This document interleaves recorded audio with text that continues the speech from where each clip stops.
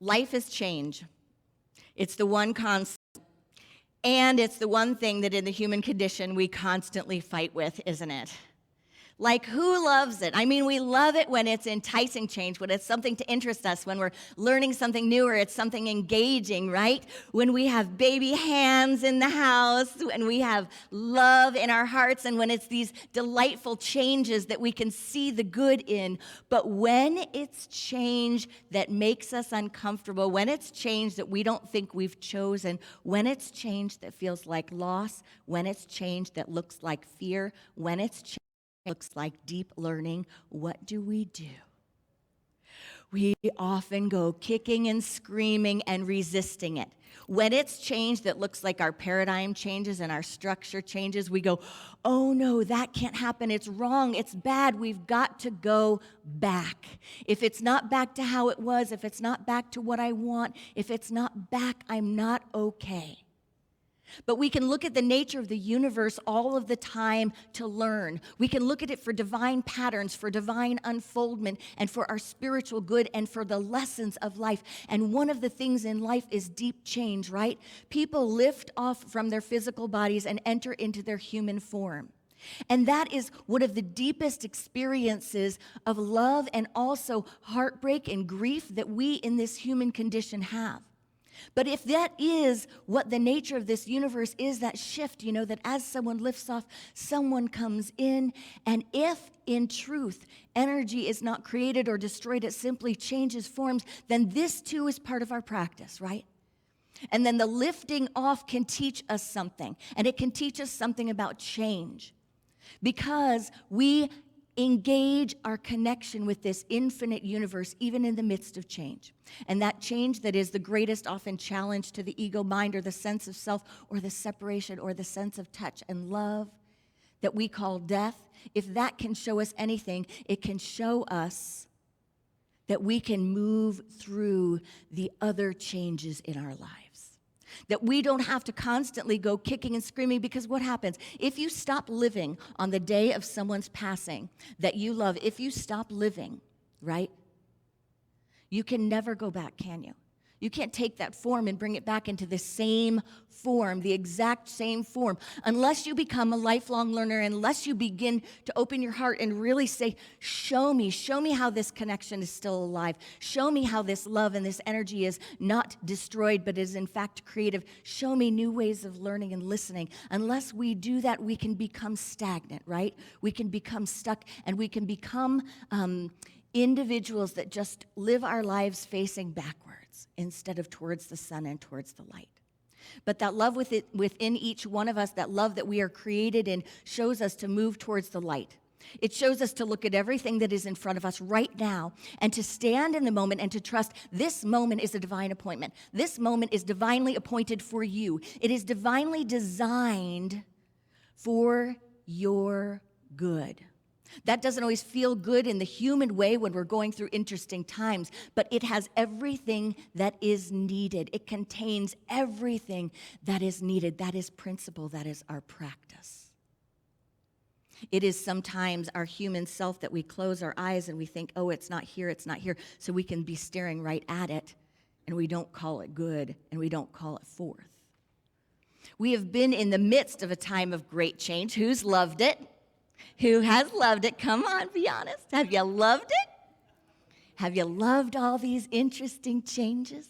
Have you had to reinvent yourself, recreate things? Have you had to let go? Have you had to dive into new ideas and let go of old ones? Have you had to engage every part of the practice?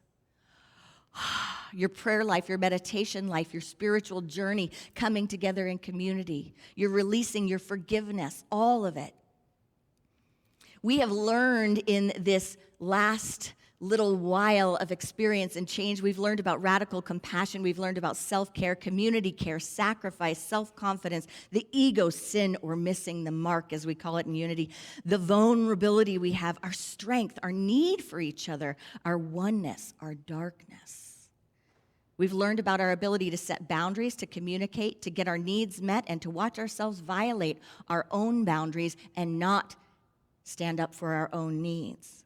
We've watched ourselves spit judgments anger and disdain, disgust, and bleed in love, and compassion and heartbreak.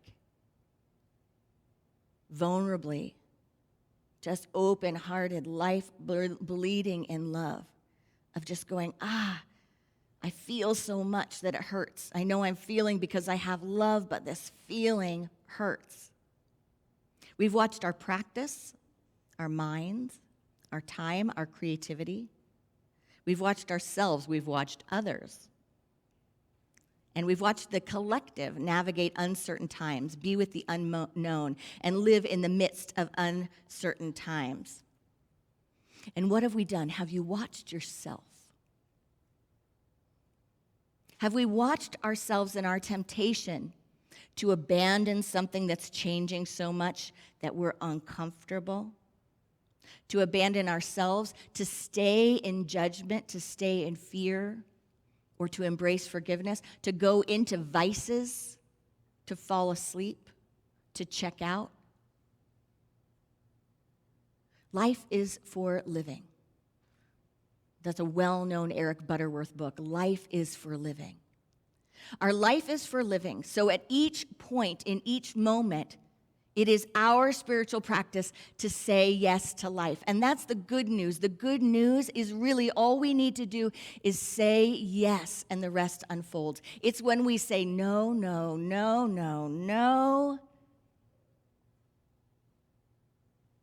that we begin to feel stuck, that we begin to spiral downward, that we begin to fail to see what is right in front of our eyes.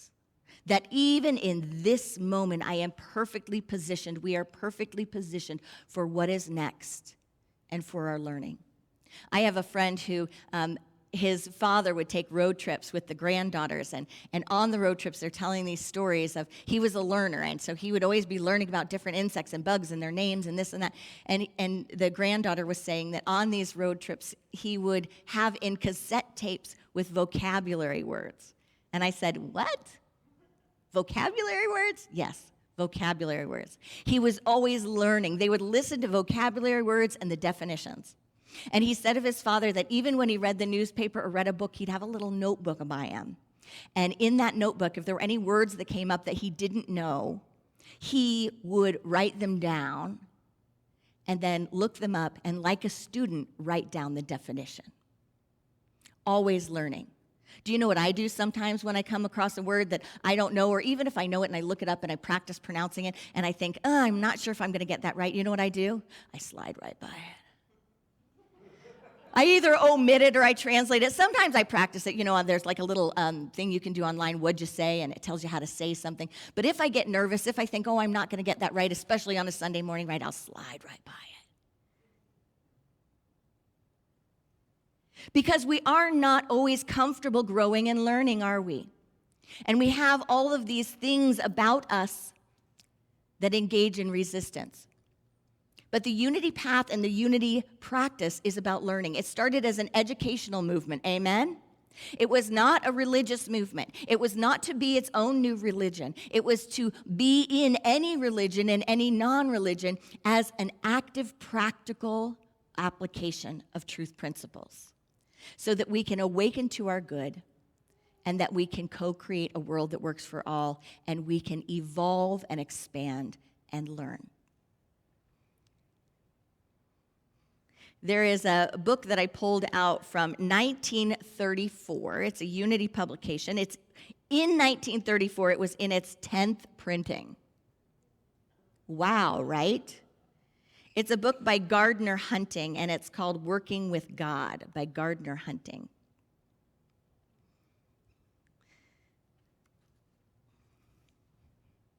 He says this, "Oh, it's the tragedy of life that we don't listen. Perhaps it's your own personal tragedy at this moment, that you are refusing or neglecting to listen to the voice that is telling you exactly what would get you out of your troubles and into your highest happiness if you would only obey. And maybe you haven't had the courage of your own ideas. Maybe you think they're no good because they're yours. Perhaps it never really occurs to you to trust them because they're yours. Perhaps you tremblingly guess that they might be some good if only somebody else thought so. But you don't dare propound them or execute them or work on them because they're yours. But oh, my friend, they are not yours.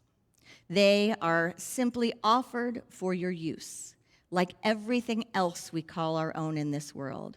And these ideas that press upon us for utterance and expression, they are not merely something we have the privilege of expressing. We have an obligation to express them. We have the option, oh yes, the option whether or not we will express them or not. We have the option whether we will do something worthwhile in the world's thinking, in invention, in industry, or remain merely followers and trailers of the men and women who do not use their ideas and lead. Now, the purpose of all meditation, of all going into the silence, of all listening for the voice, is to receive ideas. Sometimes ideas pop up in our minds, and when we are not consciously seeking them. Sometimes they come as a result of deliberately seeking for them.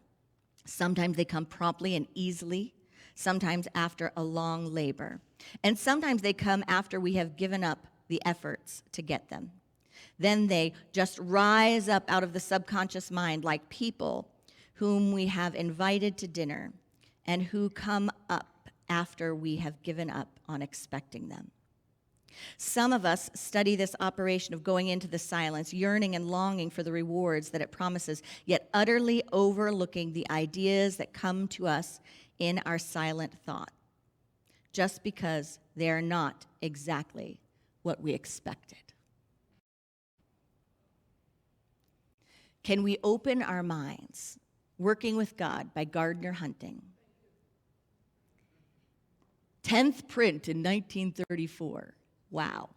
Can we open our minds to the ideas and to the realm of the ideas and to believe in the truth that we live and move and have our being in an environment of learning, an environment that's always teaching us, that in meditation we get divine ideas, and those divine ideas are for us, and we can lean on them, we can experiment, we can try them out. We do not have to shy away from them. We can be like Charles Fillmore and go into that curiosity, go forward, explore, learn, become lifelong learners. That we can take our dream time. You know, Charles Fillmore got things in his dream time. He got ideas about land and purchases and where to move forward. But sometimes don't we have these ideas, but we stay small? We don't always share them. There are more than enough infinite ideas to heal everything that needs to be healed among us, to move forward in grace. But we often shy away from these ideas. We often forget that we're here to be lifelong learners and that life is for living. And when that happens, when we think that life happens to us rather than through us, oh, it can seem so harsh, can't it? There is a lot happening to us. There is a lot happening to us. But with one subtle shift in principle and application, a softness can come over us. When I look at the things happening in my life and happening in our world, if I look at them and I don't ask the question, what am I learning here? What are we learning? Then it can just feel like torture, like Gardner said in that section. It can feel harsh. But if I turn it around and I say, what is being grown in me? What is this for me to learn? How am I being grown here? What is the expansion happening? What is the soul mastery that I came to this moment, that we came to this moment in time and space to get, to understand, to develop, there is a softening. There is also an empowerment. There is a movement. But too often in life, we just look at it, if it's happening to us, as if we are not a part of an absolute intelligence. As if there was not a part of ourselves beyond this moment in time and space that we can see that may have an intention for expansion, learning, and understanding. One of my very favorite Unity authors, Sig Paulson, said this in Your Power to Be. He said, according to the master of living, Jesus, the exercising power, the key to exercising our power to be the light of the world is our attention. He pointed out that the eye is the lamp of the body, and that if our eye is sound or single, the whole body will be filled with light. Our attention is our inner eye, the door of our consciousness, and whatever gets our attention eventually gets all of us. An individual can give his attention to anything from a bee to a flower to an atom to the secrets he discovers. We fill books or even change the course of humanity. As we give our attention to the light of the world, it will yield its secrets. So where has our attention been going? Has our attention been on our growth, on our expansion, on our development, on our collective humanity and its evolution? Or has it been on the problems, on where we're stuck, on what's not working? There are more than enough divine ideas. There's a new book out by Gary Zukav called The Universal Human. And in that book, he goes into what's not working and considers it all from a spiritual perspective, considers what might be really happening underneath everything. So many have been feeling like there's something wrong with them in these times and have not been creating a safe space in the mind for themselves because of the judgments, the criticisms, the emotions that people are feeling. And the continual thought, what's wrong with me? What am I doing? Why don't I belong? Why am I, whatever, you fill in the blank, whatever it is. Why is this so hard for me? And creating a space within where we're not safe within our own beings.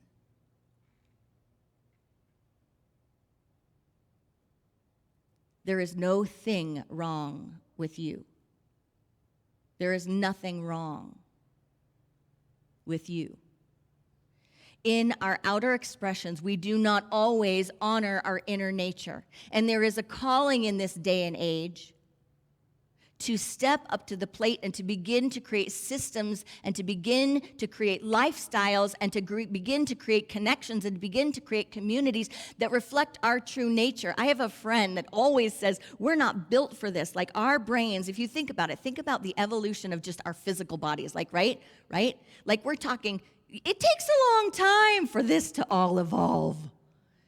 But life has just, right, flown by. So there's a part of our beings that's just still kind of, I want to just go to the river and pick up water and then go home and make some bread and then sit down and break bread with my beloveds.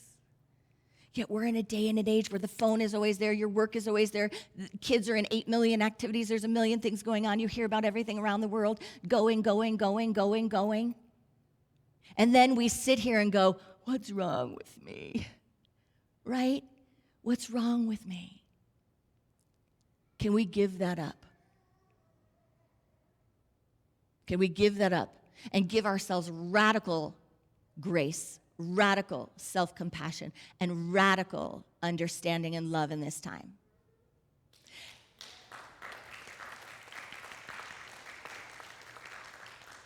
Can we recognize that we are here at a time that humanity is on the cusp of transformation? Humanity is on the cusp of understanding and getting how do we create in accordance with our nature. I believe that the world is a living Bible. I believe that the entire environment, I believe you can learn from animals, from plants, from trees. You can learn about it all. You can learn about life. You can learn about God from music. And all of these things teach us about the nature of life, death, freedom, form, energy, your mind, my mind.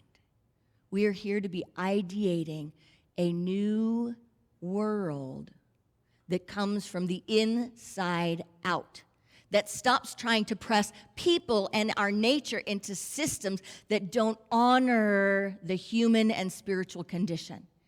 And it will not unfold until it unfolds within us.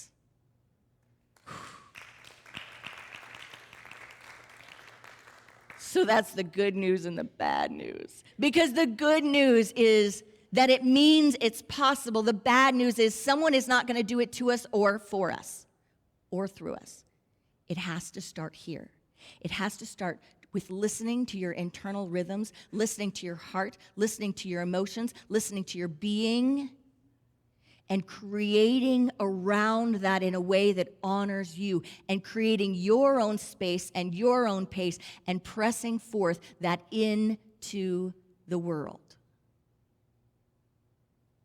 Gary Zukav goes into the paradigms, and he says it's not just that we need to be tweaking and shifting and rearranging a few things. We need to pull the roots out and create again. Create anew. And it's going to come from me, and it's going to come from you. Now, I want to share something, because in unity, we have a practice of all is well and a practice of peace be still. And that is incredible, and that is important, because that's our practice to bring in through meditation, affirmation, and prayer, through what we look at our thoughts. Our thoughts create, and our thoughts are magnets, to begin to support ourselves so that we can do this through peace, right? Because we don't want to create through chaos. We don't want to create from running and kicking and screaming. That's why we talk about non-resistance. That's why in the beginning of our practice today, we talk about not kicking at what is. Because we can, in each moment, once we go into the full acceptance of our full nature, of our human nature and our spiritual nature, we can enter into a place of non-resistance and acceptance. That doesn't mean we like what we see around us. It doesn't mean we even like how we feel within us. But we stop calling ourselves wrong. We stop saying it's all wrong and resisting that it's somehow, if I just keep looking at it and saying it's not here, it's not going to be here. No, it's looking at it and realizing that even this has no power over me. Even this has no power over us. Even this appearance, even this experience. But that idea of having peace in a moment is about our nature. It's about being in harmony in our own nature. But it's not about looking at everything outside of us always and saying, oh, that's good. And Eric Butterworth talks about that in the book, Life is for Living. Are you ready? He said, Jesus said, I came not to send peace, but a sword. He urged men beyond self-satisfaction or hopeless resignation to a kind of divine discontent that would never settle for less than a ceaseless quest for the best. Tennyson voices this truth when he sings, "Oh, for the man to arise in me, that the man I am may cease to be." Popular psychology and progressive religion talk too much about peace of mind. This is Eric Butterworth. Back in, 1974.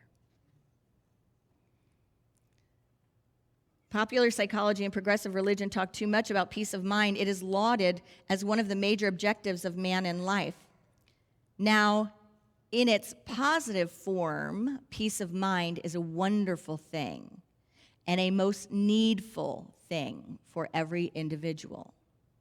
However, it is likely that the term is misunderstood.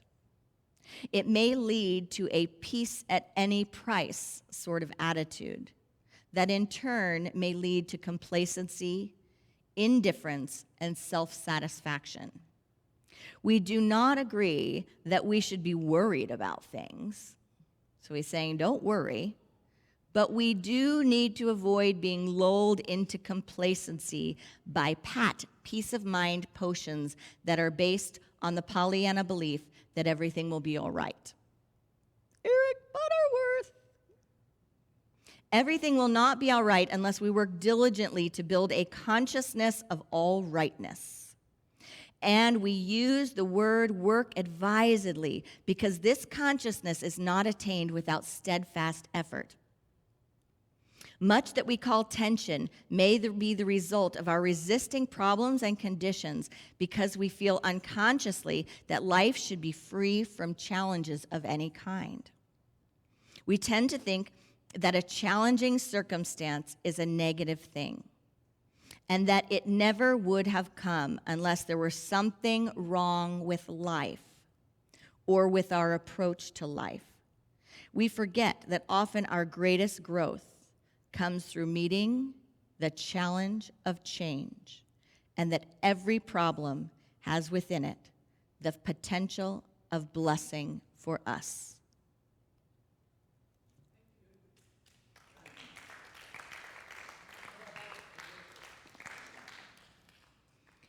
So are we willing to be with it?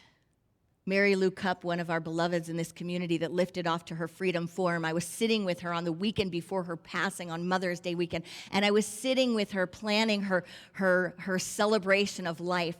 And as she was talking about things and as she was talking about family, she said, and you know, I still have a few books in my back bedroom. She was 80 years old. She said, I still have the book, How to Be an Anti-Racist, and I still have the other books on the studies that she did with one of my AG&T colleagues on consciousness and race right now. She said, I still have some of those books that I haven't gotten to finish yet. And they were calling to her even from her room, knowing that at any moment she was going to lift off. Friends, life is for living and life is for learning. In every stage, in every phase, in every moment. Death is not the end of learning. Mary Lou knew that. She knew that it still mattered in consciousness if she read those books. It mattered in consciousness if it was absorbed into her being, that her intention, that her knowing, that this calling, this drive that she had within her every time she heard about the shooting of a black man and it bothered her and it said to her, I need to wake up more. I need to eradicate anything within me that adds to this. I need to be a part of the solution. That even at 80, as she was planning her memorial, she's breathing into that attention and intention to be a faculty of light for the world. And she knew that it made a difference. Let us not think for a moment that any expansion in consciousness or learning is ever lost. We are of oneness, all of us. We are one body, one mind, one life. And when any one of us raises the field of consciousness and learning and awareness, we raise it for all and we raise it among us. Namaste.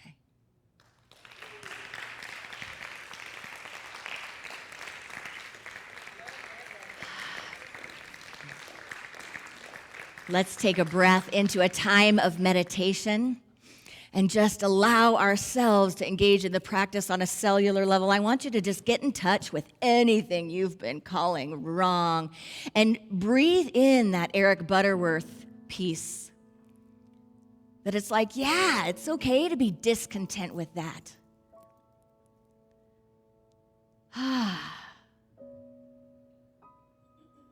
Breathe into whatever you've been feeling inside. If you felt like,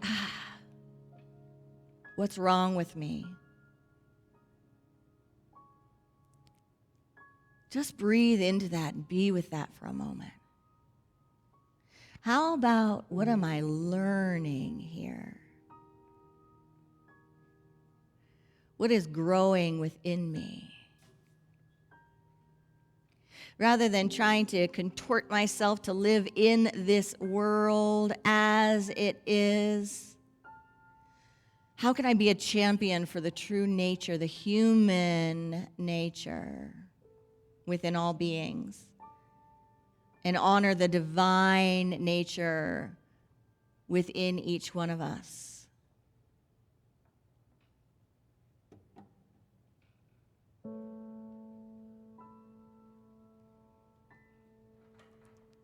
When I stop fighting, stop resisting that,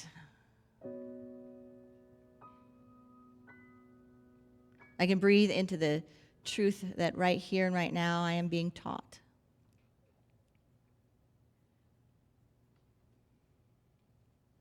By the master teacher, by the fullness of this infinite universe we call God, by the very stars that hang above my head.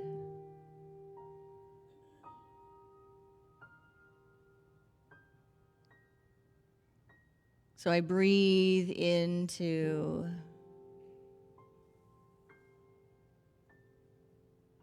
a deep sense of self-compassion. I will not abandon you. I will not run. I will not chastise you. I will go directly to headquarters, into meditation, into peace and into grace.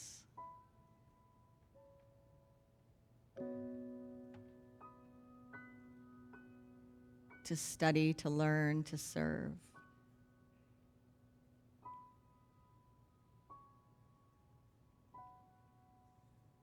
What is here for me, sweet spirit?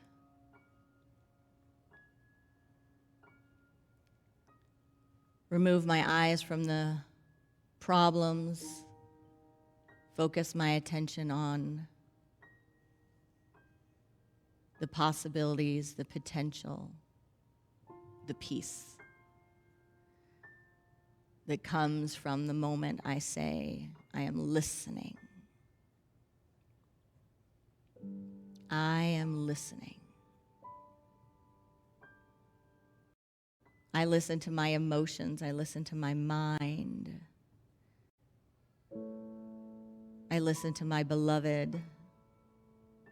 I listen to my community. I listen to my world. And I will be a part of the calling.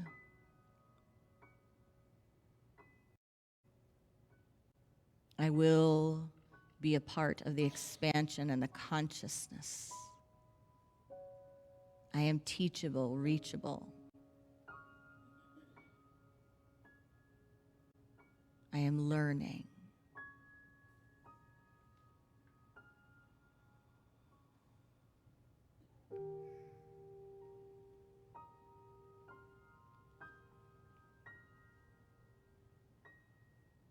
Inhaling and exhaling.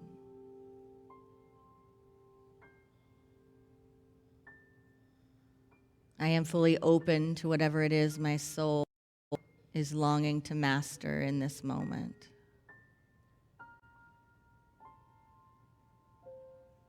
I am fully open to the contributions in consciousness I am to bring to humanity, community.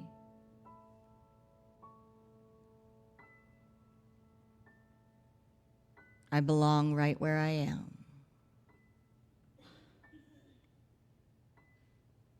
It is safe here.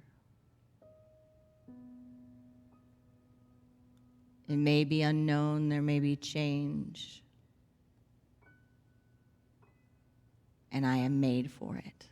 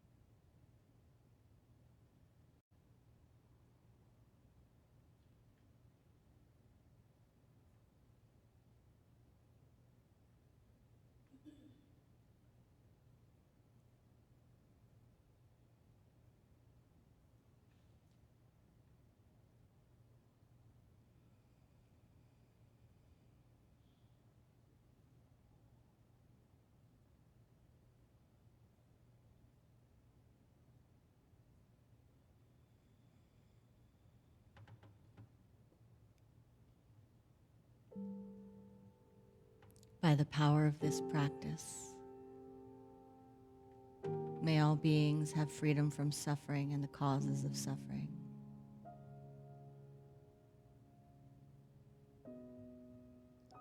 May all beings know God as love and themselves as emanations of this love.